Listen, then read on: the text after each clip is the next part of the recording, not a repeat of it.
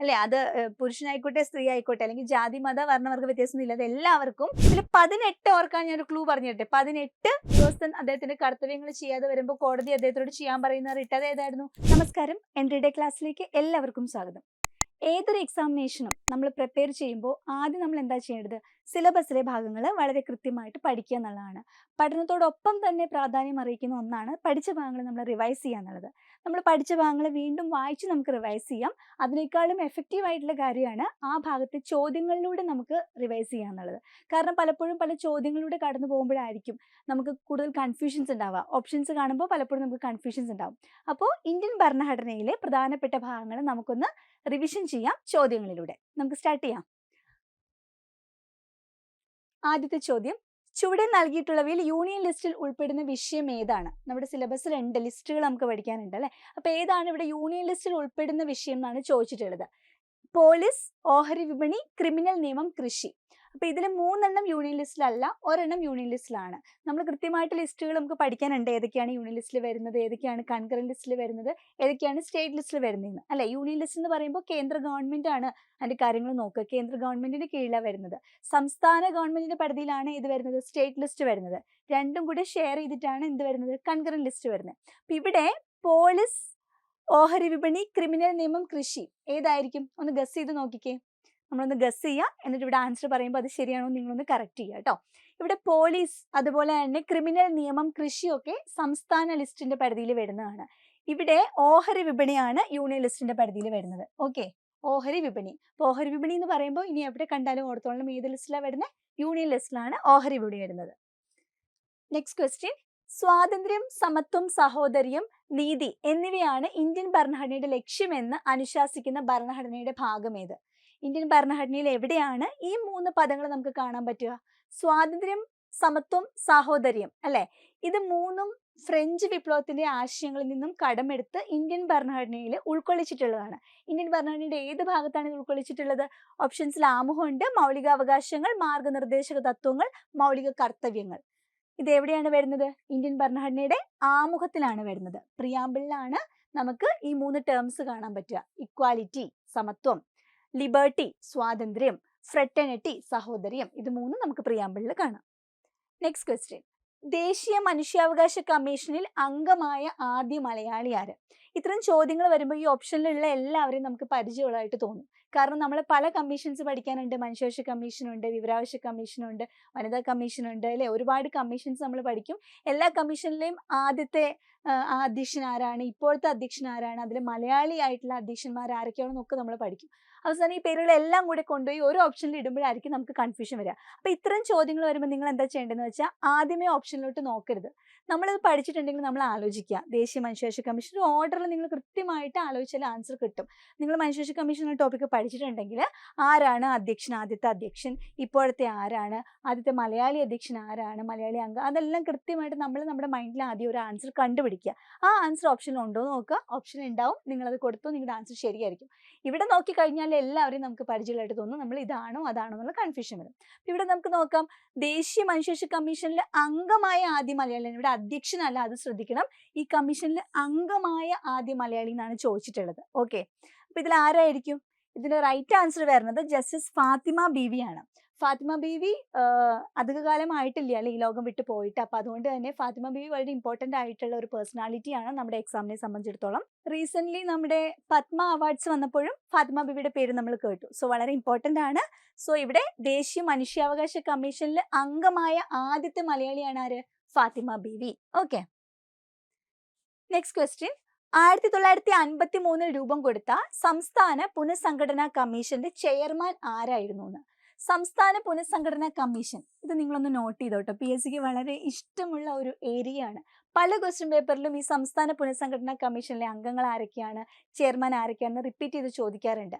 സ്വാതന്ത്ര്യാനന്തര ഇന്ത്യ എന്ന് പറഞ്ഞിട്ട് നമ്മുടെ ഹിസ്റ്ററിയിലും SC ഒരു ചാപ്റ്ററിലും ഇത് പറയുന്നുണ്ട്, കോൺസ്റ്റിറ്റ്യൂഷനിലും നമുക്ക് പഠിക്കാനുണ്ട്. സോ ഈ സംസ്ഥാന പുനഃസംഘടനാ കമ്മീഷനിലെ അംഗങ്ങൾ, ചെയർമാൻ കൃത്യമായിട്ട് പഠിച്ചോളണം. ഇതിന്റെ ആൻസർ ആരാണ്? ഇത് വർഷം കണ്ടോ, 1953 ആണ്. അത് നോട്ട് ചെയ്യണം. 53 ആ കമ്മീഷന്റെ പേര് തന്നെ ആ കമ്മീഷന്റെ പേര് തന്നെ ഈ ചെയർമാന്റെ പേരിലാണ് അറിയപ്പെടുന്നത്. സംസ്ഥാന പുനഃസംഘടനാ കമ്മീഷൻ 53 രൂപം കൊണ്ടത് ഏതാണ്? ഫസൽ അലി കമ്മീഷൻ ആണ്. സോ ഈ കമ്മീഷന്റെ ചെയർമാൻ എന്ന് പറയുന്നത് ഫസൽ അലിയാണ്. ആരൊക്കെയാണ് ഈ കമ്മീഷനിലെ മെമ്പേഴ്സ് എന്ന് നിങ്ങൾക്ക് ആൻസർ അറിയാമെങ്കിൽ നിങ്ങൾ കമന്റ് ചെയ്യണം കേട്ടോ. ഫസൽ അലിയാണ് ഈ കമ്മീഷന്റെ ചെയർമാൻ എന്ന് പറഞ്ഞത്. സോ 1953 സംസ്ഥാന പുനഃസംഘടനാ കമ്മീഷൻ ഈ ഒരു കമ്മീഷൻ വന്നിട്ടുള്ളത്. അതിന്റെ ചെയർമാനാണ് ഫസൽ അലി കമ്മീഷൻ. ഭാഷാടിസ്ഥാനത്തിൽ സംസ്ഥാനങ്ങളെ പുനഃസംഘടിപ്പിക്കാനുള്ള കമ്മീഷനാണ്. Okay, next question. സാമൂഹികവും വിദ്യാഭ്യാസപരവുമായി പിന്നോക്കം നിൽക്കുന്ന വിഭാഗങ്ങൾക്കും പട്ടികജാതി പട്ടികവർഗ വിഭാഗങ്ങളിൽ പെടുന്നവർക്കും വിദ്യാഭ്യാസ സ്ഥാപനങ്ങളിൽ, പ്രൈവറ്റ് ഉൾപ്പെടെയുള്ള വിദ്യാഭ്യാസ സ്ഥാപനങ്ങളിൽ സംവരണം നൽകുന്നതിന് വ്യവസ്ഥ ചെയ്ത ഭരണഘടനാ ഭേദഗതി ഏത്? ഇമ്പോർട്ടന്റ് അമെന്റ്മെന്റ്സ് എന്ന് പറഞ്ഞിട്ട് നമുക്ക് സിലബസിലുണ്ട്. നമുക്ക് കുറേ അമെന്റ്മെന്റ്സ് ഇമ്പോർട്ടന്റ് ആയിട്ടുള്ളതൊക്കെ നമുക്ക് പഠിക്കാനുണ്ട്. 42 അമെന്റ്മെന്റ്, 44 അമെന്റ്മെന്റ്, 52, 86 ഒക്കെ പഠിക്കാനുണ്ട്. ഇവിടെ 91, 92, 93, 94 ഇതിൽ ഒരെണ്ണമാണ് സാമൂഹികവും വിദ്യാഭ്യാസപരവുമായിട്ട് പിന്നോക്കം നിൽക്കുന്ന വിഭാഗങ്ങൾ. അതായത് OBC, പിന്നെ പട്ടികജാതി പട്ടികവർഗം, SC ST ഇവർക്കൊക്കെ വിദ്യാഭ്യാസ സ്ഥാപനങ്ങളിൽ എന്തുണ്ട്? റിസർവേഷൻ കൊടുക്കുന്നതിന് വ്യവസ്ഥ ചെയ്ത ഭേദഗതി. ഏതാണ് റൈറ്റ് ആൻസർ? റൈറ്റ് ആൻസർ 93 ഭേദഗതിയാണ്. ഓക്കെ, 93. Next question. ഇന്ത്യൻ ഭരണഘടനയുടെ ആധാരശില എന്നറിയപ്പെടുന്ന ഭരണഘടനയുടെ ഭാഗം ഏത്? അടിത്തറ, ആധാരശില എന്നൊക്കെ പറഞ്ഞാൽ എന്താണ്? ഏറ്റവും ഇമ്പോർട്ടന്റ് ആയിട്ടുള്ള ഒരു ഭാഗമായിരിക്കും അല്ലെ നമ്മൾ അടിത്തറ, ആധാരശില എന്നൊക്കെ പറയാം. അപ്പൊ ഇതിൽ ഏതാണ് ഏറ്റവും ഇമ്പോർട്ടന്റ്? ആമുഖം, മൗലിക അവകാശങ്ങൾ, നിർദ്ദേശക തത്വങ്ങൾ, പൗരത്വം. ഓഫ് കോഴ്സ് ഏതായിരിക്കും ഇന്ത്യൻ ഭരണഘടനയിലെ ഏറ്റവും ഇമ്പോർട്ടന്റ് ആയിട്ടുള്ള ഭാഗമാണ് ഇത്? മൗലിക അവകാശങ്ങൾ. ഈ മൗലിക അവകാശങ്ങളാണ് ഇന്ത്യൻ ഭരണഘടനയുടെ ആധാരശില എന്നറിയപ്പെടുന്നത്, മൗലിക അവകാശങ്ങൾ. Okay, next question. കൺകറന്റ് ലിസ്റ്റിൽ ഉൾപ്പെടുന്ന വിഷയം ചുവടെ തന്നിരിക്കുന്നവയിൽ ഏതാണ്? ഇവിടെ വീണ്ടും നമുക്ക് ലിസ്റ്റിൽ നിന്നൊരു ചോദ്യമാണ്. കൺകറന്റ് ലിസ്റ്റ് ആണ് ഇത്തവണ ചോദിച്ചിട്ടുള്ളത്. ആദ്യം നമ്മൾ ഓഹരി വിപണി, യൂണിയൻ ലിസ്റ്റ് എന്ന് കണ്ടല്ലേ. ഇവിടെ കൺകറന്റ് ലിസ്റ്റിൽ ഉൾപ്പെടുന്ന വിഷയമാണ് ക്രമസമാധാനം, തദ്ദേശ സ്വയംഭരണം, പൊതുജനാരോഗ്യം, വിദ്യാഭ്യാസം. ഏതാണ് സ്റ്റേറ്റ് ഗവൺമെന്റിനും കേന്ദ്ര ഗവൺമെന്റിനും ഒരുപോലെ പ്രാധാന്യം രണ്ട് ഗവൺമെന്റ് ഒരുപോലെ ഇമ്പോർട്ടൻസ് കൊടുക്കുന്ന ഒരു വിഷയം ഏതാണ്? രണ്ടിന്റെയും പരിധിയിലാണ് ഇത് വരുന്നത് അല്ലെ. ഇതിൽ ഒരു വിഷയം നേരത്തെ സ്റ്റേറ്റ് ലിസ്റ്റിലായിരുന്നു, പിന്നീട് അത് കൺകറന്റ് ലിസ്റ്റിലോട്ട് മാറ്റിയതാണ്. ഏതാണ്? വിദ്യാഭ്യാസം, വനം, അളവ് തൂക്ക സമ്പ്രദായം, ഇങ്ങനെ 4 വിഷയങ്ങൾ സ്റ്റേറ്റ് ലിസ്റ്റിൽ നിന്ന് കൺകറന്റ് ലിസ്റ്റിട്ട് മാറ്റിയിട്ടുണ്ട്. അപ്പൊ വിദ്യാഭ്യാസമാണ് ഇതിനകത്ത് കൺകറന്റ് ലിസ്റ്റിൽ വരുന്നത്. അപ്പൊ എപ്പോഴും ഓർത്ത് വെച്ചു, വിദ്യാഭ്യാസം കൺകറന്റ് ലിസ്റ്റ് ആണ്. എപ്പോൾ വിദ്യാഭ്യാസം എന്ന് കേട്ടാലും അത് ഒരു കൺഫ്യൂഷൻ പാടില്ല, അത് കൺകറന്റ് ലിസ്റ്റിൽ വരുന്നതാണ് കേട്ടോ വിദ്യാഭ്യാസം.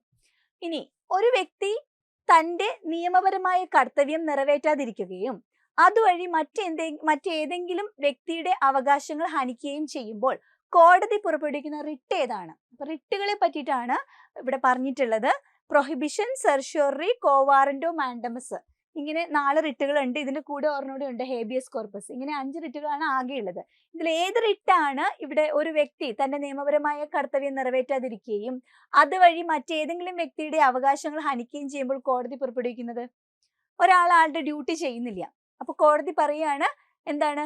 ഡ്യൂട്ടി ചെയ്യുന്നില്ല, വേറെ ഏതെങ്കിലും വ്യക്തിയുടെ അവകാശങ്ങൾക്ക് ഹനിക്കുകയാണെങ്കിൽ കോടതി ഒരു റിട്ട് പുറപ്പെടുവിക്കും. ഡു യുവർ ഡ്യൂട്ടി, അല്ലെങ്കിൽ കോടതി ഇങ്ങനെ കമാൻഡ്, വി കമാൻഡ്, അല്ലെങ്കിൽ ഡു യുവർ ഡ്യൂട്ടി എന്നൊക്കെ പറഞ്ഞിട്ട് പറയുന്ന റിട്ട് ഏതാണ്? കമാൻഡ് ചെയ്യുന്ന റിട്ട് മാൻഡമസ് ആണ്. അപ്പൊ കമാൻഡ്, മാൻഡമസ് ഒന്ന് കണക്ട് ചെയ്ത് വെച്ചേക്കുക കേട്ടോ. ഒരാൾ ഡ്യൂട്ടി കൃത്യമായിട്ട് ചെയ്തില്ലെങ്കിൽ അയാളുടെ ഡ്യൂട്ടി കൃത്യമായിട്ട് നിങ്ങളുടെ ഡ്യൂട്ടി ചെയ്യൂ എന്ന് പറഞ്ഞിട്ടുള്ള ഒരു കമാൻഡ് പറയുന്നത് ഏതാണ്? മാൻഡമസ്. കമാൻഡ്, മാൻഡമസ്, അങ്ങനെ ഒന്ന് പേര് വെച്ചിട്ടൊന്ന് കണക്ട് ചെയ്ത് വെച്ചാൽ നിങ്ങൾക്ക് ഇത് ഓർക്കാൻ പറ്റും. Okay, next question. വിവരാവകാശ നിയമപ്രകാരം അപേക്ഷ ഫയൽ ചെയ്യുന്നതിനുള്ള പ്രായപരിധി എത്രയാണ്? വിവരാവകാശ നിയമം നമ്മുടെ സിലബസിലുണ്ട്, വിവരാവകാശ കമ്മീഷൻ ഉണ്ട് നമ്മുടെ നാട്ടിൽ അല്ലെ. നമുക്ക് എന്തെങ്കിലും ഒരു വിവരം അറിയണം എന്നുണ്ടെങ്കിൽ നമുക്ക് അപേക്ഷ കൊടുത്തിട്ട് വിവരം അറിയാൻ സാധിക്കും. അപ്പൊ ഈ അപേക്ഷ ആർക്ക് കൊടുക്കാം? ഏതെങ്കിലും പ്രായപരിധി പറയുന്നുണ്ടോ എന്നാണ് ചോദ്യം. 14 വയസ്സിന് മുകളിൽ, 18 വയസ്സിന് മുകളിൽ, 21 വയസ്സിന് മുകളിൽ പ്രായ മാനദണ്ഡം ബാധകമല്ല. ഏതാണ് ആൻസർ? വിവരാവകാശ കമ്മീഷൻ ഒരു അപേക്ഷ കൊടുക്കാനായിട്ട് ഒരു പ്രായ മാനദണ്ഡം ഒന്നും പറഞ്ഞിട്ടില്ല. So the right answer option D ആണ്, പ്രായ മാനദണ്ഡം ബാധകമല്ല. ഓക്കെ, ഇനി കാലഗണനാ ക്രമത്തിൽ എഴുതുക എന്നതാണ് കേട്ടോ. കാലഗണനാ ക്രമത്തിൽ എഴുതുക. അപ്പൊ നമുക്ക് കൃത്യമായിട്ട് ഏതാണ് ആദ്യം നടന്നത്, രണ്ടാമത് നടന്ന ഒരു ഓർഡർ അറിയണം. എന്തൊക്കെയാ പറഞ്ഞിട്ടുള്ളത്?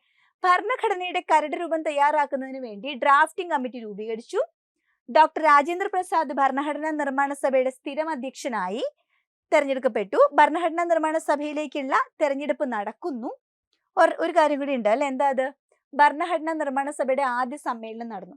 ഇതിൽ ഏതായിരിക്കും ഏറ്റവും ആദ്യം നടന്നിട്ടുണ്ടാവുക, അല്ലെങ്കിൽ ഏതായിരിക്കും ഏറ്റവും ലാസ്റ്റ് നടന്നിട്ടുണ്ടാവുക? അങ്ങനെ ആദ്യത്തെയോ അവസാനത്തെ ഏതെങ്കിലും ഒരു ക്ലൂ നമുക്ക് ഉണ്ടെങ്കിൽ അത് നമുക്ക് ഓപ്ഷനിൽ നിന്ന് സെലക്ട് ചെയ്തെടുക്കാൻ പറ്റും അല്ലെ. അപ്പൊ ഒന്നുകൂടെ നമുക്ക് നോക്കാം എന്തൊക്കെയാണ്. ഒരു ഡ്രാഫ്റ്റ് തയ്യാറാക്കാൻ വേണ്ടി ഒരു ഡ്രാഫ്റ്റിംഗ് കമ്മിറ്റി രൂപീകരിച്ചു. പിന്നെ രാജേന്ദ്ര പ്രസാദ് സ്ഥിര അധ്യക്ഷനായിട്ട് തെരഞ്ഞെടുക്കപ്പെട്ടു. ഇതിലെ എ ആണോ ബി ആയിരിക്കും ആദ്യം നടന്നിട്ടുണ്ടാവുക? ആദ്യം അധ്യക്ഷനൊക്കെ വന്നതിന് ശേഷമല്ലേ ഡ്രാഫ്റ്റിംഗ് കമ്മിറ്റി ഒക്കെ വരുന്നത്. ഭരണഘടനാ നിർമ്മാണ സഭ സെറ്റപ്പ് ചെയ്യുന്നു, അവർ സമ്മേളനം നടത്തുന്നു. താൽക്കാലിക അധ്യക്ഷനായിട്ട് സച്ചിദാനന്ദ സിൻഹയെ 1946 ഡിസംബർ 6 തെരഞ്ഞെടുക്കുന്നു. ഡിസംബർ 9 തെരഞ്ഞെടുക്കുന്നു. അത് കഴിഞ്ഞിട്ട് ഡിസംബർ 11 അവർ രാജേന്ദ്ര പ്രസാദിനെ അധ്യക്ഷനാക്കുന്നു. അതിനൊക്കെ ശേഷമാണ് ഡിഫറെന്റ് കമ്മിറ്റീസ് ഒക്കെ വരുന്നത്. സോ ബി കഴിഞ്ഞിട്ടാണ് എ വരുള്ളൂ. അപ്പൊ നമുക്കൊരു ക്ലൂ കിട്ടി, ബി കഴിഞ്ഞിട്ടാണ് എ വരുള്ളൂ. അപ്പൊ ബി കഴിഞ്ഞിട്ട് എ വരുന്നൊരു ഓപ്ഷനാണ് നമ്മൾ ഇവിടുന്ന് ആദ്യം കണ്ടുപിടിക്കാൻ പോണേ. ബി കഴിഞ്ഞിട്ട് എ വരുന്നൊരു ഓപ്ഷൻ ഏതായിരിക്കും? ഇവിടെ ബി കഴിഞ്ഞിട്ട് എ വരുന്ന ഓപ്ഷൻ ഇവിടെ ഇത് ബി ആണ് കേട്ടോ, ബി ആണ്. ബി കഴിഞ്ഞിട്ട് എ വരുന്ന ഓപ്ഷൻ ഏതാണ്? ഇവിടെ ബി കഴിഞ്ഞിട്ട് എ വരുന്നത്. പിന്നെ എവിടെയാണ് ബി കഴിഞ്ഞിട്ട് എ വരുന്നത്? ദാ ഇവിടെയും ബി കഴിഞ്ഞിട്ട് എ വരുന്നത്. അപ്പൊ എ ആകാം അല്ലെങ്കിൽ ഡി ആകാം, രണ്ടിടത്തും ബി കഴിഞ്ഞിട്ടാണ് എ വരുന്നത്. ഇനി അടുത്തത് എന്താണ്? ഭരണഘടനാ നിർമ്മാണ സഭയിലേക്കുള്ള തെരഞ്ഞെടുപ്പ് നടക്കുന്നു. നിർമ്മാണ സഭയിലേക്കുള്ള തെരഞ്ഞെടുപ്പ് കഴിഞ്ഞിട്ടല്ലേ അധ്യക്ഷനെ സെലക്ട് ചെയ്യുക. അപ്പൊ സി കഴിഞ്ഞിട്ടല്ലേ ബി വരുള്ളൂ. ആദ്യം ഇലക്ഷൻ നടക്കുന്നു, അത് കഴിഞ്ഞിട്ടല്ലേ ഒരു അധ്യക്ഷൻ വരുള്ളൂ. അപ്പൊ സി കഴിഞ്ഞിട്ടായിരിക്കണം ബി വരേണ്ടത്. അപ്പൊ നമുക്ക് അടുത്തൊരു ക്ലൂടെ കിട്ടുകയാണ്, സി കഴിഞ്ഞിട്ടാണ് ബി വരേണ്ടത്. അപ്പൊ ഇതിൽ ഏതാണ് സി കഴിഞ്ഞിട്ട് ബി വരുന്നത്? സി കഴിഞ്ഞിട്ടാണ് ബി, സി കഴിഞ്ഞിട്ടാണ് ബി, രണ്ടിടത്തും അത് തന്നെയാണ് വരുന്നത്. അപ്പൊ നമുക്ക് നാലാമത്തെ കൂടെ നോക്കിയാലേ ആൻസറിലോട്ട് പോകാൻ പറ്റൂ. ഇവിടെ എന്താണ്? ഭരണഘടനാ നിർമ്മാണ സഭയുടെ ആദ്യ സമ്മേളനം നടന്നു. ആദ്യ സമ്മേളനം നടന്നു എന്നുള്ള ഓപ്ഷൻ ഡി. ഇവിടെ ബി കഴിഞ്ഞിട്ടാണ് കൊടുത്തിട്ടുള്ളത്, ഇവിടെ ബിക്ക് മുന്നെയാണ് കൊടുത്തിട്ടുള്ളത്. അപ്പൊ ബിയും ഡിയും നമുക്കൊന്ന് കമ്പയർ ചെയ്ത് ആദ്യം നടന്നിന്ന്. ബി പറയുന്നത് രാജേന്ദ്ര പ്രസാദിനെ അധ്യക്ഷനാക്കി എന്ന് പറയുന്നു. ഡി പറയുന്നത് നിർമ്മാണ സഭയുടെ ആദ്യ സമ്മേളനം നടന്നു. സമ്മേളനം നടന്നിട്ടാണോ അധ്യക്ഷൻ വരുന്നത്, അധ്യക്ഷൻ വന്നിട്ടാണോ സമ്മേളനം നടക്കുക? സമ്മേളനം നടന്നു കഴിയുമ്പോഴേ ഒരു അധ്യക്ഷൻ വരുള്ളൂ. അപ്പം ഡി കഴിയുമ്പോഴേ അധ്യക്ഷൻ വരുള്ളൂ. അപ്പൊ ഡി കഴിയുമ്പോൾ ബി വരണം. അപ്പൊ ഏതാണ്? ഡി കഴിഞ്ഞിട്ട് ബി. അപ്പൊ നമുക്ക് ആൻസർ ഉറപ്പിക്കാം അല്ലെ. അപ്പൊ ആദ്യത്തെ രണ്ട് സ്റ്റേറ്റ്മെന്റ് കമ്പയർ ചെയ്തപ്പോൾ നമുക്ക് ഈ രണ്ടും എലിമിനേറ്റ് ചെയ്യാൻ പറ്റി, ബിയും സിയും കളയാൻ പറ്റി. പിന്നെ ഇവിടുന്ന് നമുക്ക് ബിയും ഡിയും കമ്പയർ ചെയ്തപ്പോൾ നമ്മുടെ ആൻസർ ഉറപ്പിക്കാൻ പറ്റി. ഓക്കെ, അപ്പൊ നമുക്ക് കൃത്യമായ ഓർഡർ എല്ലാത്തിനും അറിയില്ലെങ്കിലും ഏകദേശം ഒക്കെ രണ്ടെണ്ണം ഒന്ന് കമ്പയർ ചെയ്തിട്ട് കൊടുക്കാൻ പറ്റിയാലും നിങ്ങൾക്ക് ഇങ്ങനെ ആൻസറിലോട്ട് വരാൻ പറ്റും. അപ്പോൾ കൃത്യമായിട്ട് ആ ടൈം ലൈൻസ് പഠിക്കേണ്ട കാര്യങ്ങൾ ആ ഒരു ഓർഡറിൽ തന്നെ നമുക്കൊന്ന് ഇത് ലോജിക്കലി തിങ്ക് ചെയ്താൽ മതിയല്ലേ. സമ്മേളനം നടന്നിട്ടായിരിക്കും അധ്യക്ഷൻ വരുള്ളൂ, അധ്യക്ഷനൊക്കെ വന്നു കഴിഞ്ഞിട്ടല്ലേ അവർ ഡിഫറെന്റ് കമ്മിറ്റീസ് ഉണ്ടാക്കുക. അങ്ങനെയൊക്കെ ചിന്തിച്ചാൽ പോലും നമുക്ക് ആൻസർ കണ്ടുപിടിക്കാം. Okay, next question. മൗലിക അവകാശങ്ങളുടെ അടിത്തറ എന്നറിയപ്പെടുന്ന അനുച്ഛേദം ഏതാണ്? Article 21, right to life and personal liberty അല്ലെ, ജീവിക്കാനും വ്യക്തി സ്വാതന്ത്ര്യത്തിനുമുള്ള നമ്മുടെ അവകാശം പറയുന്ന article 21, the most important article in our constitution. അതാണ് മൗലിക അവകാശങ്ങളുടെ അടിത്തറ എന്നറിയപ്പെടുന്നത് ആർട്ടിക്കിൾ 21 ആണ്. പൊതുസ്ഥലങ്ങളിൽ പുകവലി നിരോധിച്ചത് ഏത് വകുപ്പ് പ്രകാരമാണ്? ഏതാണ് അത്? ഇപ്പൊ നമുക്ക് പെട്ടെന്ന് കിട്ടിയില്ലെങ്കിൽ നമ്മൾ ആലോചിച്ചാൽ മതി. പൊതുസ്ഥലങ്ങളിൽ പുകവലിച്ചാൽ എന്താ കുഴപ്പം? പൊതുസ്ഥലങ്ങളിൽ ഒരാൾ പുകവലിച്ചാൽ ആ സ്ഥലത്ത് നിൽക്കുന്ന മറ്റുള്ളവരുടെ ആരോഗ്യത്തിനാണ് അത് ഹാനികരമായിട്ട് ബാധിക്കുന്നത്. ആരോഗ്യം എന്ന് പറഞ്ഞാൽ നമ്മുടെ ജീവനാണ് അല്ലെ. നമുക്കിവിടെ നല്ല രീതിയിൽ ശുദ്ധവായു ശ്വസിച്ച് ശുദ്ധജലം ഉപയോഗിച്ച് അല്ലെ നല്ല രീതിയിൽ ജീവിക്കാനുള്ള ഒരു അവകാശമാണ് ആർട്ടിക്കിൾ 21 നമുക്ക് പറയുന്നത്. എങ്ങനെയെങ്കിലും ജീവിക്കുക എന്നുള്ളതല്ല, നല്ല രീതിയിൽ ജീവിക്കാനുള്ള അവകാശം ആർട്ടിക്കിൾ 21 നമുക്ക് തരുന്നുണ്ട്. അപ്പൊ ഇങ്ങനെ പൊതുസ്ഥലത്ത് പുകവലി വന്നിട്ടുണ്ടെങ്കിൽ അതിനെയാണ് അത് ഹാനിക്കുന്നത്. അപ്പൊ അതുകൊണ്ട് തന്നെ പൊതുസ്ഥലത്ത് പുകവലി നിരോധിച്ചത് ഏത് ആർട്ടിക്കിൾ പ്രകാരമാണ്? ആർട്ടിക്കിൾ 21 പ്രകാരമാണ്. Okay, next question. മൗലികാവകാശങ്ങൾ ഭേദഗതി ചെയ്യാൻ അധികാരമുള്ളത് ആർക്കാണ്? മൗലികാവകാശങ്ങൾ ഭേദഗതി ചെയ്യാനുള്ള അധികാരം പാർലമെന്റിനാണ് ഉള്ളത്. പാർലമെന്റിലാണ് കോൺസ്റ്റിറ്റ്യൂഷണൽ അമെന്റ്മെന്റ് അല്ലെ. പാർലമെന്റിലെ ലോകസഭയും രാജ്യസഭയും ഒക്കെ ഇത് അംഗീകരിച്ച് പ്രസിഡന്റ് ഒക്കെ അംഗീകരിച്ച് ഫൈനലി ആണ് ഒരു ഭേദഗതി ഒരു നിയമം വരുന്നത്. അപ്പോൾ മൗലികാവകാശങ്ങൾ ഭേദഗതി ചെയ്യാനുള്ള അധികാരം ഉള്ളത് ആർക്കാണ്? പാർലമെന്റിനാണ്. ഇനി അടിയന്തരാവസ്ഥ പ്രഖ്യാപിച്ചാൽ മൗലികാവകാശങ്ങൾ റദ്ദ് ചെയ്യുന്നത് ആര്? എമർജൻസി വന്നു, ഒരു നാഷണൽ എമർജൻസി അല്ലെങ്കിൽ ഒരു സ്റ്റേറ്റ് എമർജൻസി, ഒരു സാമ്പത്തിക എമർജൻസി, 3 അടിയന്തരാവസ്ഥയാണ് നമുക്ക് ഉള്ളത് അല്ലെ. ദേശീയ അടിയന്തരാവസ്ഥ, സംസ്ഥാന തലത്തിൽ സാമ്പത്തിക അടിയന്തരാവസ്ഥ. ഇങ്ങനെ എമർജൻസി വന്നാൽ മൗലികാവകാശമൊക്കെ വേണമെങ്കിൽ റദ്ദ് ചെയ്യാം. ഇതിനുള്ള അധികാരം ആർക്കുള്ളത്? ഇന്ത്യൻ പ്രസിഡന്റിനാണ് മൗലികാവകാശങ്ങൾ റദ്ദ് ചെയ്യാനുള്ള അധികാരം ഉള്ളത്. അടിയന്തരാവസ്ഥയിൽ രാഷ്ട്രപതിയുടെ ഇടപെടൽ ഇല്ലാതെ റദ്ദാകുന്ന ഒരു മൗലികാവകാശം ഉണ്ട്. ഏതാണെന്നറിയോ? ആർട്ടിക്കിൾ 19. എന്താ ആർട്ടിക്കിൾ 19? ഫ്രീഡം ആണ്, സ്വാതന്ത്ര്യത്തിനുള്ള അവകാശമാണ്. ഇപ്പോൾ ഒരു അടിയന്തരാവസ്ഥ വന്നു കഴിഞ്ഞാൽ നമ്മുടെ ഫ്രീഡം ഒക്കെ പെട്ടെന്ന് തന്നെ റദ്ദ് ഓട്ടോമാറ്റിക്കലി ക്യാൻസൽഡ് ആവും. ഓക്കെ, നാട്ടില് ദേശീയ അടിയന്തരാവസ്ഥ നടക്കുകയാണ്, എനിക്ക് മൗലികാവകാശമുണ്ട് രാജ്യത്ത് എവിടെയും സഞ്ചരിക്കാം എന്നും പറഞ്ഞ് നമുക്ക് ട്രാവൽ ചെയ്യാന്ന് വെച്ചാൽ നടക്കുമോ? നമ്മളോട് ട്രാവൽ ചെയ്യണ്ടെന്ന് പറഞ്ഞാൽ നമുക്ക് അതനുസരിച്ചേ പറ്റുള്ളൂ. കാരണം അടിയന്തരാവസ്ഥ വന്നു കഴിഞ്ഞാൽ ഓട്ടോമാറ്റിക്കലി ആർട്ടിക്കിൾ 19 ക്യാൻസൽഡ് ആണ്. നമ്മൾ കുറച്ച് പേര് പോയിട്ട് പൊതുവായിട്ട് സമ്മേളനം നടത്തുകയാണ് പബ്ലിക്കായിട്ട്, അവിടെ അടിയന്തരാവസ്ഥ നടന്നുകൊണ്ടിരിക്കുന്ന സമയമാണ്, പോലീസിന് ആക്ഷൻ എടുക്കാം. അപ്പൊ നമുക്ക് കോടതി പോയിട്ട് ഇതാ എന്റെ മൗലികാവകാശമാണ് സ്വാതന്ത്ര്യം, അത് ഹനിച്ചെന്നൊന്നും പറയാൻ പറ്റില്ല. കാരണം എന്താ? ആർട്ടിക്കിൾ 19 ഓട്ടോമാറ്റിക്കലി റദ്ദാകും ഒരു അടിയന്തരാവസ്ഥ വരുമ്പോൾ. സോ ആർട്ടിക്കിൾ 19 ആണ് അടിയന്തരാവസ്ഥ വരുമ്പോൾ ഒരു ഇടപെടൽ ഇല്ലാതെ, രാഷ്ട്രപതിയുടെ ഇടപെടൽ ഇല്ലാതെ റദ്ദാകുന്ന മൗലികാവകാശം. ക്ലിയർ? Next question. അടിയന്തരാവസ്ഥയിൽ റദ്ദ് ചെയ്യാൻ കഴിയാത്ത മൗലികാവകാശങ്ങൾ. എന്ത് അടിയന്തരാവസ്ഥയാണെങ്കിലും ഈ 2 അവകാശം ക്യാൻസൽ ചെയ്യാൻ പറ്റില്ല. ഏത്? ഒന്ന് നമുക്ക് ജീവിക്കാനുള്ള അവകാശം. അടിയന്തരാവസ്ഥ എന്ന് പറഞ്ഞാൽ ആർക്കെങ്കിലും ആരെ വേണമെങ്കിലും കൊല്ലാൻ പറ്റുമോ? അതൊന്നും പറ്റില്ല. പിന്നെ നമ്മുടെ ഈ അറസ്റ്റ് ചെയ്യുന്ന ആളുകൾക്ക് കുറ്റാരോപിതർക്കുള്ള സംരക്ഷണമൊക്കെയാണ് 21 പറയുന്നത്. സോ അത് രണ്ടും ആർട്ടിക്കിൾ 20ഉം 21ഉം എന്ത് അടിയന്തരാവസ്ഥ വന്നാലും റദ്ദ് ചെയ്യാൻ പാടില്ല. അപ്പൊ അടിയന്തരാവസ്ഥ വന്നാല് റദ്ദ് ചെയ്യപ്പെടുന്നത് ഏതാണ്? രാഷ്ട്രപതിയുടെ ഇടപെടൽ ഇല്ലാതെ റദ്ദ് ചെയ്യപ്പെടുന്നത് 19 റദ്ദ് ചെയ്യാൻ പാടില്ലാത്ത 2 ഏതാണ്? ആർട്ടിക്കിൾ 20ഉം 21ഉമാണ്. ഓക്കെ. കരുതൽ തടങ്കലിൽ ഒരാളെ വിചാരണ കൂടാതെ എത്ര നാൾ തടവിൽ വെക്കാനാകും ട്ടോ. അതായത് കരുതൽ തടങ്കലിൽ ഒരാളെ വിചാരണ കൂടാതെ എത്ര നാൾ വെക്കാനാകും? എന്താണ് കരുതൽ തടങ്കൽ എന്ന് പറഞ്ഞിട്ടുണ്ടെങ്കിൽ 2 തരത്തിലുള്ള തടങ്കലുണ്ട് അല്ലെ. പ്യൂണിറ്റീവ് ഡിറ്റൻഷനും ഉണ്ട്, പ്രിവെന്റീവ് ഡിറ്റൻഷനും ഉണ്ട്. പ്യൂണിറ്റീവ് ഡിറ്റൻഷൻ എന്ന് പറഞ്ഞാൽ നോർമലി ഒരാൾ കുറ്റം ചെയ്തു അയാളെ തടങ്കലിലാക്കുന്നു. അതേസമയം പ്രിവെന്റീവ് ഡിറ്റൻഷൻ എന്ന് പറഞ്ഞാൽ എന്താണ്? ഇയാളെ നാളെ ഒരു കുറ്റം ചെയ്തേക്കാം എന്ന് തോന്നുന്ന സിറ്റുവേഷനിൽ അയാളെ തടങ്കലിലാക്കുന്ന ഒരു സിസ്റ്റമാണ് ഈ കരുതൽ തടങ്കൽ എന്ന് പറഞ്ഞിട്ടുണ്ടെങ്കിൽ. കുറ്റം ചെയ്തിട്ടല്ല, കുറ്റം ചെയ്യാൻ സാധ്യതയുണ്ട് എന്ന് പറഞ്ഞിട്ട് ചില സിനിമകളിലൊക്കെ കാണിക്കുന്നുണ്ട് ഈ ഒരു കരുതൽ തടങ്കല്. അപ്പോൾ കരുതൽ തടങ്കലിൽ ഒരാളെ അങ്ങനെ വിചാരണ ഒന്നും കൂടാതെ എത്ര നാളെ തടങ്കലിൽ വെക്കാനാകും? എത്ര നാൾ തടങ്കലിൽ വെക്കാനാകും?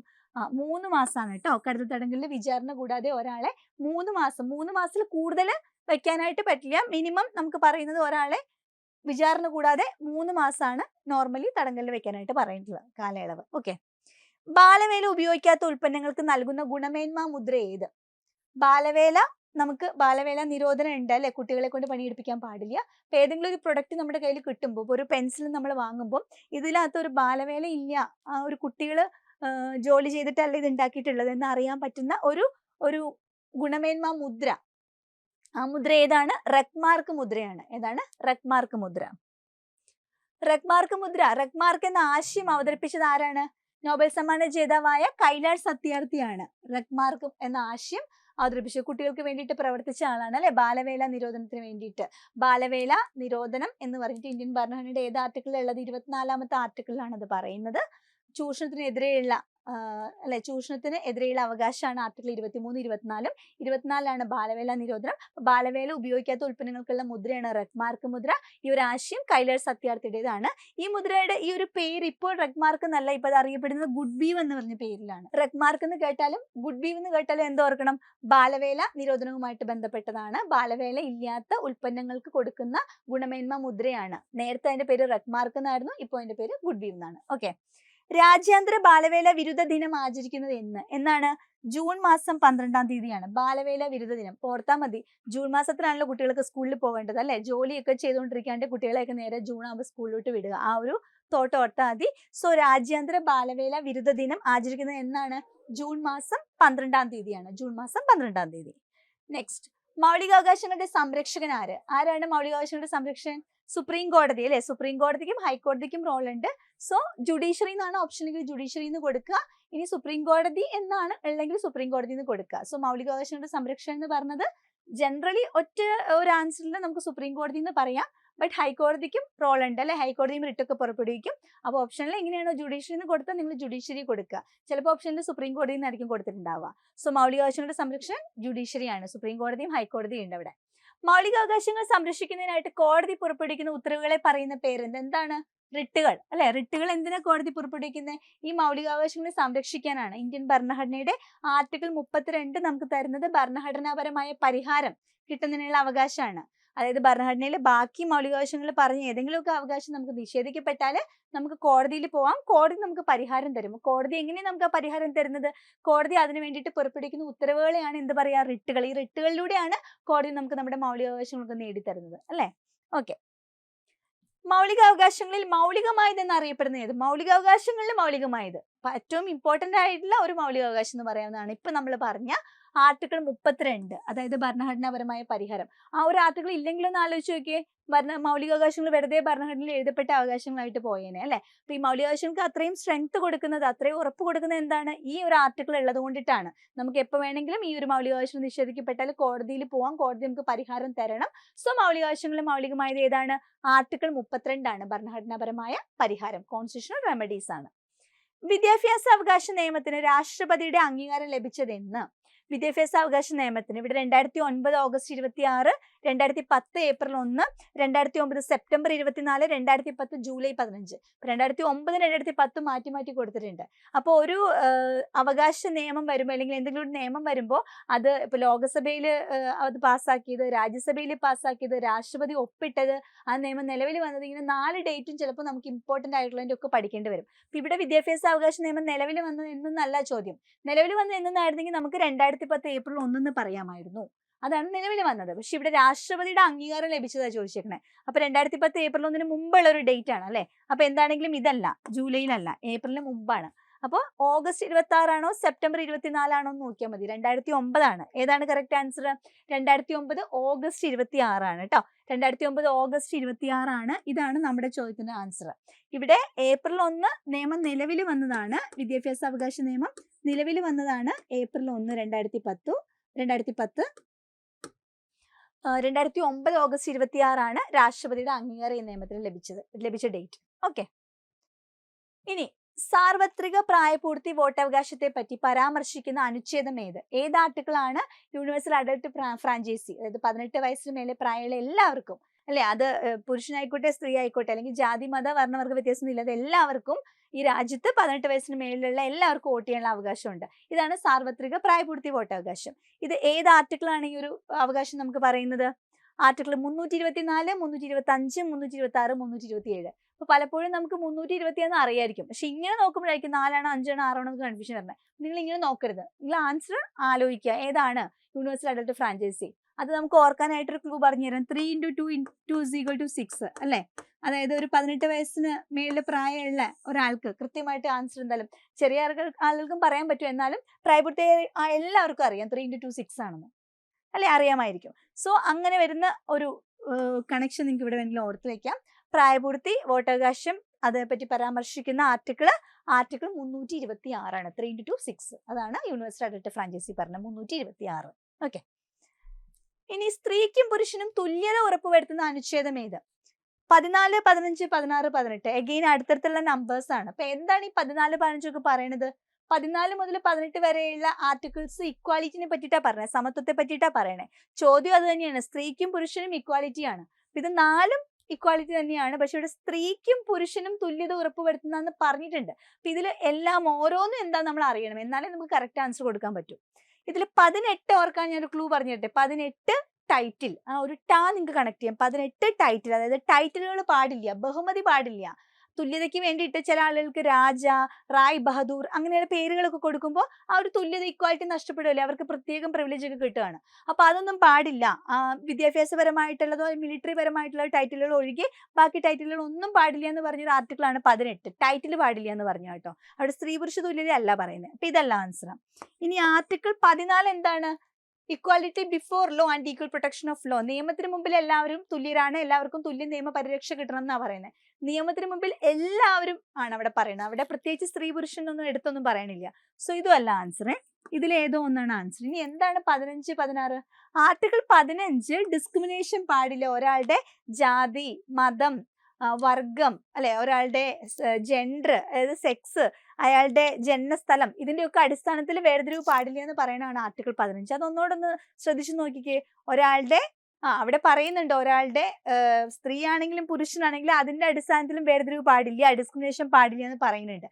അപ്പൊ അവിടെയാണ് ഇത് എടുത്തു പറയുന്നത്. സോ ആർട്ടിക്കിൾ 15 ആണ് റൈറ്റ് ആൻസർ. സ്ത്രീക്കും പുരുഷനും തുല്യത വരുത്തുന്ന ഭരണഘടനയുടെ അനുച്ഛേദം ആർട്ടിക്കിൾ 15 ആണ്. ഓക്കെ. Next question. റിട്ടുകളെ കുറിക്കുന്ന പദങ്ങൾ ഏത് ഭാഷയിൽ നിന്ന് എടുത്തിട്ടുള്ളതാണ്? ഈ ഹേബിയസ് കോർപ്പസ്, സെർഷ്വറി, കോവാറന്റോ, മാൻഡമസ് അല്ലെ, ഈ പദങ്ങളൊക്കെ എവിടുന്ന വന്നിട്ടുള്ളത്? ഈ പദങ്ങളൊക്കെ ഗ്രീക്ക്, ലാറ്റിൻ, റോമൻ, അറബി, ഏത് ഭാഷയിൽ നിന്നറിയോ? ഈ പദങ്ങളൊക്കെ ലാറ്റിൻ ഭാഷയിൽ നിന്നാണ് വന്നിട്ടുള്ളത് കേട്ടോ, ലാറ്റിൻ ഭാഷയിൽ നിന്ന്. മൗലികാവകാശങ്ങളുടെ പ്രഖ്യാപനമായിരിക്കും ഭാവി ഇന്ത്യയുടെ അടിസ്ഥാനം എന്ന് പ്രഖ്യാപിച്ച കോൺഗ്രസ് സമ്മേളനം.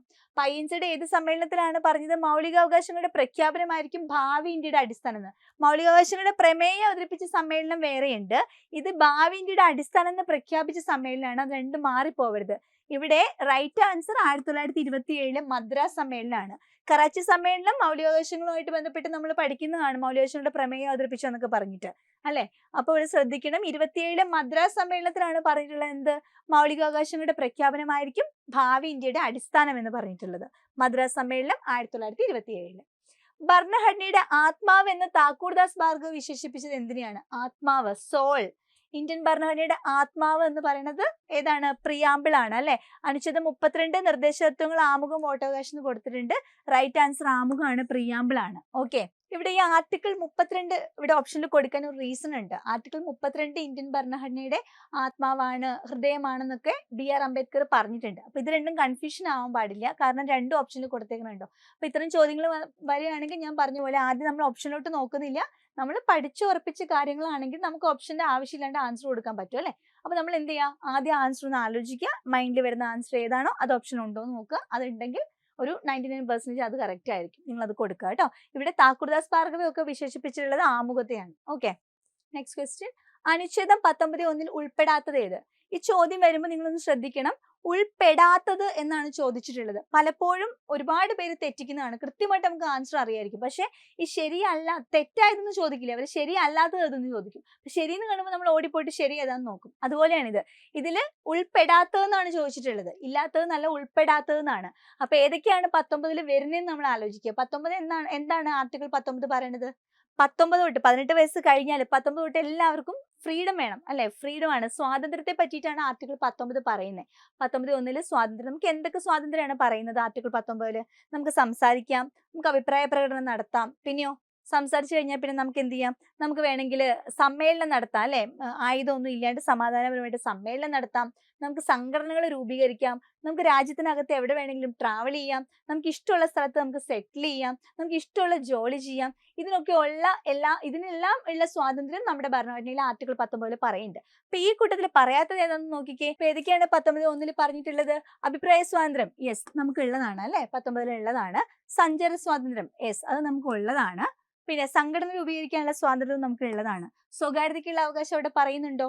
ഇത് ആർട്ടിക്കിൾ 21 വരുന്നതാണ്. സോ ഇതാണ് ഉൾപ്പെടാത്തത് കേട്ടോ. ഓപ്ഷൻ സി ആണ് റൈറ്റ് ആൻസർ. ഇനി ആദ്യത്തെ ഇന്ത്യൻ പ്രസിഡന്റ് തെരഞ്ഞെടുപ്പ് നടന്ന വർഷം, ഇന്ത്യൻ പ്രസിഡന്റിന്റെ ആദ്യത്തെ ഇലക്ഷൻ 1950 ജനുവരി 26 ഇന്ത്യൻ റിപ്പബ്ലിക് ആയപ്പോൾ ഡോക്ടർ രാജേന്ദ്ര പ്രസാദ് ആണ് പ്രസിഡന്റ് ആകുന്നത്. ബട്ട് തെരഞ്ഞെടുപ്പ് കമ്മീഷന്റെ ആദ്യത്തെ ഇലക്ഷൻ നടക്കുന്നത് 1952 കേട്ടോ. ആദ്യത്തെ ഇലക്ഷൻ നടക്കുന്നത് 1952. ഇന്ത്യൻ പ്രധാനമന്ത്രി പദവിയിൽ എത്തിയവരെ ഭരണകാലക്രമത്തിൽ ക്രമീകരിച്ചിരിക്കുന്നു, ശരിയായത് കണ്ടെത്തുക. അപ്പൊ നമ്മുടെ പ്രധാനമന്ത്രിമാരുടെ ഒരു ഓർഡർ ആണ് കേട്ടോ. ആദ്യം ആരാണ് പിന്നെ ആരാണെന്നുള്ള ഓർഡർ കൊടുത്തിരിക്കുകയാണ്. ഇവിടെ 4 ഓപ്ഷൻ ഉണ്ട്, ഇതിൽ ഏതോ 2 മാത്രമാണ് ശരിയുള്ളൂ, 2 തെറ്റാണ്. അപ്പൊ നമുക്ക് നോക്കാം. ആദ്യത്തേത് ജവഹർലാൽ നെഹ്റു, മൊറാർജി ദേശായി, ഇന്ദിരാഗാന്ധി, ലാൽ ബഹദൂർ ശാസ്ത്രി. ഇവിടെ ഈ ഓർഡർ കറക്റ്റ് ആണോ? നമുക്ക് ഒരു കാര്യം അറിയാം, ഇന്ത്യയുടെ ആദ്യത്തെ പ്രധാനമന്ത്രി ജവഹർലാൽ നെഹ്റു ആണ്, ഇത് ശരിയാണ്. നെഹ്റു കഴിഞ്ഞിട്ട് മൊറാർജി ദേശായി, അത് കഴിഞ്ഞിട്ട് ഇന്ദിരാഗാന്ധി, അങ്ങനെയാണോ ഓർഡർ? നമുക്ക് ഇതിന് ആൻസർ അറിയണമെന്നുണ്ടെങ്കിൽ നമുക്ക് എന്ത് ചെയ്യണം, കൃത്യമായിട്ട് നമുക്ക് ഏകദേശം ഈ പ്രധാനമന്ത്രിമാരുടെ ആ ഒരു കാലക്രമം പഠിച്ചിരിക്കേണ്ടതുണ്ട്. ഒന്ന് അത്യാവശ്യം ഒന്ന് നോക്കി പോകണം കേട്ടോ. അപ്പൊ ഇവിടെ ഇന്ദിരാഗാന്ധി മൊറാർജി ദേശായി കാണുമ്പോൾ തന്നെ മനസ്സിലാക്കണം, മൊറാർജി ദേശായി കഴിഞ്ഞിട്ടല്ല ഇന്ദിരാഗാന്ധി കഴിഞ്ഞിട്ടാണ് മൊറാർജി ദേശായി വരിക. ഈ ഓർഡർ തെറ്റാണ്. Anyway, HD Deve Gowda, AB Vajpayee, doctor Manmohan Singh, Narendra Modi, ഇവിടെയും ഓർഡർ കറക്റ്റ് അല്ല കേട്ടോ, ഇതും തെറ്റാണ്. ജവഹർലാൽ നെഹ്റു, ലാൽ ബഹദൂർ ശാസ്ത്രി, ഇന്ദിരാഗാന്ധി, മൊറാർജി ദേശായി. അപ്പൊ നമുക്ക് ഇവിടെ നിന്ന് ഒരു കാര്യം ചെയ്യാം, നമുക്ക് ആദ്യത്തെ തെറ്റാന്ന് മനസ്സിലായാൽ തന്നെ നമുക്ക് ഒന്ന് വരുന്ന ഓപ്ഷൻസ് എലിമിനേറ്റ് ചെയ്ത് കളയാം. ഇതും കളയാം, ഇതും കളയാം. അപ്പൊ B അല്ലെങ്കിൽ C ആണ് കറക്റ്റ് ആൻസർ വരേണ്ടത് അല്ലെ. നോക്കിക്കേ, ഇവിടെ 3 രണ്ടിടത്തും ഉണ്ട്. അപ്പൊ 3 എന്താണെങ്കിലും ശരിയെന്ന് നമുക്ക് ഉറപ്പിക്കാം. നെഹ്റു, ലാൽ ബഹദൂർ ശാസ്ത്രി, ഇന്ദിരാഗാന്ധി, മൊറാർജി ദേശായി, ഇതാണ് ആ ഒരു 4 പേരുടെ ഓർഡർ, അത് കറക്റ്റ് ആണ് കേട്ടോ. പിന്നെ ഇതിന്റെ കൂടെ വരുന്നത് 2 ആണോ 4 ആണെന്നുള്ളതാണ്. നാലാമത്തെ എന്താ, രാജീവ് ഗാന്ധി കഴിഞ്ഞ് VP സിംഗ്, VP സിംഗ് കഴിഞ്ഞിട്ട് ചന്ദ്രശേഖർ, അത് കഴിഞ്ഞ് നരസിംഹറാവു, ഇതാണ് കറക്റ്റ് ഓർഡർ. സോ ഇതിനകത്ത് 3ഉം 4ഉം വരുന്ന ഓപ്ഷൻ C ആണ് കറക്റ്റ്. അപ്പൊ ഇത്തരം ചോദ്യങ്ങൾ വന്നാൽ നമുക്ക് എന്ത് ചെയ്യണം, നമുക്ക് എന്താണെങ്കിലും ഓർഡർ ഏകദേശം ഒന്ന് അറിഞ്ഞിരിക്കണം. നിങ്ങളൊന്ന് നോക്കി പോവാ കേട്ടോ. പ്രധാനമന്ത്രിമാരുടെ ഓർഡർ, രാഷ്ട്രപതിമാരുടെ ഓർഡർ പോലെ തന്നെ ഒന്ന് നോക്കി പോവാം. ഇനി ഒരു കീഴ്ക്കോടതി അതിന്റെ അധികാരപരിധി ലംഘിക്കുകയോ സ്വാഭാവിക നീതി നിയമങ്ങൾക്കെതിരെ പ്രവർത്തിക്കുകയോ ചെയ്യുന്നതിനെ പ്രാഥമികമായിട്ട് തടയാനുള്ള റിട്ട് ഏതാണ്? മുന്നേ നമ്മൾ ഒരു റിട്ട് പറഞ്ഞു, ഒരു ഉദ്യോഗസ്ഥൻ അദ്ദേഹത്തിന്റെ കർത്തവ്യങ്ങൾ ചെയ്യാതെ വരുമ്പോൾ കോടതി അദ്ദേഹത്തോട് ചെയ്യാൻ പറയുന്ന റിട്ട് അത് ഏതായിരുന്നു? കമാൻഡിയാണ്, മാൻഡമസ്. ഇവിടെ കീഴ്ക്കോടതിയാണ്. കീഴ്ക്കോടതി അതിന്റെ അധികാരപരിധി ലംഘിക്കുകയോ സ്വാഭാവിക നീതി നിയമങ്ങൾക്കെതിരെ പ്രവർത്തിക്കുകയോ ചെയ്യുമ്പോൾ പ്രാഥമികമായിട്ട് തടയുകയാണ്. അപ്പൊ ഈ തടയുക എന്നുള്ള വാക്ക് കേൾക്കുമ്പോൾ തന്നെ നമുക്ക് ഏകദേശം കണക്ട് ചെയ്യാം. തടയുക എന്നുള്ള ഇംഗ്ലീഷ് ആണ് അല്ലെ, പ്രൊഹിബിറ്റ് ചെയ്യുക, പ്രൊഹിബിഷൻ. അപ്പൊ മേൽക്കോടതി കീഴ്ക്കോടതിക്ക് കൊടുക്കുന്ന 2 റിട്ട് കോടതികളാണ് കേട്ടോ. അതായത് മേൽക്കോടതി കീഴ്ക്കോടതിക്ക് കൊടുക്കുന്ന 2 റിട്ടുകളുണ്ട്, പ്രൊഹിബിഷനും സെർഷ്യോറിയും. അപ്പൊ ഇവിടെ കീഴ്ക്കോടതി അതിന്റെ അധികാരപരിധി ലംഘിക്കുകയോ നീതി നിയമങ്ങൾക്കെതിരെ പ്രവർത്തിക്കുകയോ ചെയ്യുന്നതാണ് പ്രൊഹിബിഷൻ. ഒരു കേസ് കീഴ്ക്കോടതിയിൽ നിന്നും മേൽക്കോടതിയിലേക്ക് മാറ്റാൻ ഉത്തരവിടുന്നത്, ജസ്റ്റ് മാറ്റാനായിട്ട് ഉത്തരവിടുന്ന റിട്ട്, അത് സെർഷ്യോറി ആണ്. ഇവിടെ ഒന്ന് തടയുന്നു എന്നേ പറയുന്നുള്ളൂ, പക്ഷെ ഇവിടെ ഒരു ആക്ഷനും കൂടി എടുക്കുകയാണ് മേൽക്കോടതി കീഴ്ക്കോടതിയോട് പറഞ്ഞിട്ട്, അതാണ് സെർഷ്യോറി. ഓക്കെ. സ്വന്തം കർത്തവ്യം നിറവേറ്റാൻ ഒരു ഉദ്യോഗസ്ഥനെയോ പൊതുസ്ഥാപനത്തെയോ ശാസിച്ചുകൊണ്ട് പുറപ്പെടുവിക്കുന്ന റിട്ട് ഏത്? ഏതാണ്? നമ്മൾ ആദ്യം പറഞ്ഞു സ്വന്തം കർത്തവ്യം നിറവേറ്റാൻ പറഞ്ഞ റിട്ട് മാൻഡമസ് ആണ്. ഓക്കെ. രാഷ്ട്രപതിയുടെ ഇംപീച്ച്മെന്റ് നടപടിക്രമം ഇന്ത്യ കടം കൊണ്ടത് ഏത് രാജ്യത്തു നിന്നാണ്? നമ്മുടെ രാഷ്ട്രപതി പുറത്താക്കുന്ന പ്രോസസ്സാണ് ഇംപീച്ച്മെന്റ്. ഇത് ഇന്ത്യ കടം കൊണ്ടത് ഏത് രാജ്യത്തു നിന്നാണ്? US നിന്നാണ് ഇന്ത്യ ഇംപീച്ച്മെന്റ് കടമെടുത്തിട്ടുള്ളത് കേട്ടോ. 11ാമത് മൗലിക ചുമതല ഭരണഘടനയിൽ കൂട്ടിച്ചേർത്തത് ഏത് ഭേദഗതി വഴിയാണ്? ഭേദഗതി 69, 84, 86, 91. 11ാമത് മൗലിക ചുമതല ഭരണഘടനയിൽ കൂട്ടിച്ചേർത്തത് ഏത് ഭേദഗതി വഴിയാണെന്ന്. നമ്മുടെ മൗലിക കടമകൾ 10 11ാമത്തെ ഒരെണ്ണം കൂടെ കൂട്ടിച്ചേർത്തു നമ്മുടെ കുട്ടികളുടെ വിദ്യാഭ്യാസവുമായിട്ട് ബന്ധപ്പെട്ട്. അത് ഇതിൽ ഏത് അമെന്റ്മെന്റ് വഴിയാണ് കൂട്ടിച്ചേർത്തത്? വിദ്യാഭ്യാസം എപ്പോഴും ഓർത്തോളണം, 86 വിദ്യാഭ്യാസവുമായിട്ട് ബന്ധപ്പെട്ട ഒരു ഭേദഗതി കേട്ടോ. ഭേദഗതി 86. ചുവടെ തന്നിട്ടുള്ളവയിൽ നിർദ്ദേശ തത്വങ്ങൾ ഉൾപ്പെടാത്തത്, ഇതും ഉൾപ്പെടാത്തതാണ്. അപ്പൊ DPSP എന്തൊക്കെയാണെന്ന് അറിഞ്ഞാൽ നമുക്ക് ഈസി ആയിട്ട് ഉൾപ്പെടാത്തത് പറയാൻ പറ്റും. മദ്യനിരോധനവും കുടിൽ വ്യവസായങ്ങളുടെ വികസനവും, ഏകീകൃത സിവിൽ കോഡ്, രാജ്യാന്തര സമാധാനവും സുരക്ഷിതത്വവും, നിയമത്തിന് മുന്നിലുള്ള സമത്വവും വിവേചനങ്ങളിൽ നിന്നുള്ള സംരക്ഷണവും, ഗ്രാമപഞ്ചായത്തുകളുടെ രൂപീകരണവും, തുല്യ ജോലിക്ക് തുല്യവേതനവും. ഏതാണ്? ഇവിടെ നമ്മൾ നോക്കുമ്പോൾ മദ്യനിരോധനം നമ്മുടെ ഇന്ത്യൻ ഭരണഘടനയിൽ പറഞ്ഞിട്ടുള്ളതാണ്. മദ്യനിരോധനം ആർട്ടിക്കിൾ 47 ആണ്, നിർദ്ദേശതത്വമാണ്. ഏകീകൃത civil code, uniform civil code നിർദ്ദേശതത്വത്തിലുള്ളതാണ്, ആർട്ടിക്കിൾ 44. ഇനി ഗ്രാമപഞ്ചായത്തുകളുടെ രൂപീകരണവും പറഞ്ഞിട്ടുള്ളതാണ്. നിയമത്തിന് മുന്നിലെ തുല്യത എന്താണ്? അത് നിർദ്ദേശതത്വം അല്ല, ഇത് മൗലികാവകാശമാണ്. സോ ദ റൈറ്റ് ആൻസർ ഇവിടെ ഓപ്ഷൻ C ആണ്. ഓക്കെ. വിവേചനങ്ങളിൽ നിന്നുള്ള സംരക്ഷണവും മൗലികാവകാശങ്ങളുമായിട്ട് ബന്ധപ്പെട്ട പ്രധാനപ്പെട്ട ആർട്ടിക്കിൾ ഇവിടെ കൊടുത്തിട്ടുണ്ട്. ജസ്റ്റ് നിങ്ങൾക്ക് ഒന്ന് ക്വിക്കായിട്ട് റിവൈസ് ചെയ്യാം. ആർട്ടിക്കിൾ 14 മുതൽ 18 വരെ എന്താണ്? സമത്വമാണ്. ആർട്ടിക്കിൾ 14 നിയമത്തിന് മുന്നിലുള്ള സമത്വമാണ്. 15 ജാതി, മതം, വർഗം, ലിംഗം, ജന്മസ്ഥലം ഇവയുടെ അടിസ്ഥാനത്തിൽ വേർതിരിവ് പാടില്ല എന്ന് പറയുന്നു. ഒരു പൗരനോടും വിവേചനം പാടില്ല എന്ന് അനുശാസിക്കുന്നു. സ്ത്രീകൾക്കും കുട്ടികൾക്കും പ്രത്യേക പരിഗണന നൽകുന്നു. ഇത് ആർട്ടിക്കിൾ 15. ആർട്ടിക്കിൾ 16 സർക്കാർ ഉദ്യോഗങ്ങളിലെ അവസര സമത്വമാണ്. ആർട്ടിക്കിൾ 17 അയിത്താചരണ നിരോധനമാണ്. ആർട്ടിക്കിൾ 18 പദവിനാമങ്ങൾ നിരോധിച്ചിരിക്കുന്നു. അപ്പൊ നമുക്ക് മൗലികാവകാശങ്ങളാണ് ഏറ്റവും ഇമ്പോർട്ടന്റ്. പെട്ടെന്ന് തന്നെ നമുക്ക് ഇമ്പോർട്ടന്റ് ആയിട്ടുള്ള മൗലികാവകാശങ്ങൾ ഒന്ന് ഓടിച്ചു നോക്കാം കേട്ടോ. ആർട്ടിക്കിൾ 14 മുതൽ 18 വരെ സമത്വമാണ്. 14 എന്താണ്? നിയമത്തിന് മുന്നിലുള്ള സമത്വമാണ്. 15 എന്താണ്? ജാതി, മതം, വർഗം, ലിംഗം, ജന്മസ്ഥലം ഇവയുടെ അടിസ്ഥാനത്തിൽ വേർതിരിവ് പാടില്ല എന്നാണ് പറയുന്നത്. ആരോടും പാടില്ല. പിന്നെ സ്ത്രീകൾക്കും കുട്ടികൾക്കും പ്രത്യേക പരിഗണന അവിടെ പറയുന്നുണ്ട്. 16 എന്താണ്? അവസര സമത്വമാണ് കേട്ടോ, ഉദ്യോഗങ്ങളുടെ അവസര സമത്വം. 17 നമ്മുടെ അയിത്താചരണ നിരോധനം, അതായത് തൊട്ടുകൂടായ്മ ഇല്ലാതാകുന്നതൊക്കെ. ആർട്ടിക്കിൾ 18 പദവി നാമങ്ങൾ, ഞാൻ പറഞ്ഞില്ലേ ടൈറ്റിൽ ഇല്ലാതാകുന്നത് 18. ആർട്ടിക്കിൾ 19 സ്വാതന്ത്ര്യം, 6 മൗലികാവകാശങ്ങളാണ്, അല്ലെ മൗലിക സ്വാതന്ത്ര്യങ്ങളാണ് 6 ആർട്ടിക്കിൾ 20 എന്താണ്? 20 ഒരു കുറ്റത്തിന് ഒരു വ്യക്തിയെ ഒന്നിലധികം പ്രാവശ്യം ശിക്ഷിക്കാൻ പാടില്ല എന്ന് പറയുന്നു. കുറ്റം ആരോപിക്കപ്പെട്ട ഒരു വ്യക്തിയെ അയാൾക്കെതിരെ സാക്ഷിയാകുന്നതിന് നിർബന്ധിക്കാൻ പാടില്ല എന്ന് പറയുന്നു. അതായത് കുറ്റവാളികൾക്കുള്ള സംരക്ഷണം പറയുന്ന ആർട്ടിക്കിളാണ് ആർട്ടിക്കിൾ 20 എന്ന് പറയുന്നത് കേട്ടോ. ആർട്ടിക്കിൾ 21 ഏറ്റവും ഇമ്പോർട്ടന്റ് ആണ്, ജീവനും വ്യക്തി സ്വാതന്ത്ര്യമാണ്. ആർട്ടിക്കിൾ 22 എന്താണ്? നിയമവിധേയമല്ലാത്ത അറസ്റ്റിനും തടങ്കലിനും എതിരെ സംരക്ഷണം കൊടുക്കണം. അറസ്റ്റിനും തടങ്കലിനും എതിരെയുള്ള സംരക്ഷണമാണ് ആർട്ടിക്കിൾ 22 പറയണേ. അതായത് ഇപ്പോൾ ഒരാളെ അറസ്റ്റ് ചെയ്താൽ 24 മണിക്കൂറിനുള്ളിൽ അയാളെ മജിസ്ട്രേറ്റിന് മുന്നിൽ ഹാജരാക്കണം എന്നൊക്കെ പറഞ്ഞത് 22. 23 അടിമത്ത നിരോധനം. ഓക്കെ. 24 ബാലവേല നിരോധനം. അത് രണ്ടും ചൂഷണത്തിനെതിരെയുള്ള അവകാശമാണ്. 25 തൊട്ട് 28 വരെ മതസ്വാതന്ത്ര്യമാണ് നമുക്ക് തരുന്നത്. 29 ന്യൂനപക്ഷ വിഭാഗങ്ങളുടെ താല്പര്യം സംരക്ഷിക്കുക എന്നുള്ളതാണ്. 29, 30 ന്യൂനപക്ഷ വിഭാഗങ്ങളുടെ വിദ്യാഭ്യാസപരവും സാംസ്കാരികപരവുമായിട്ടുള്ള അവകാശങ്ങളാണ് കേട്ടോ. 29 and 30.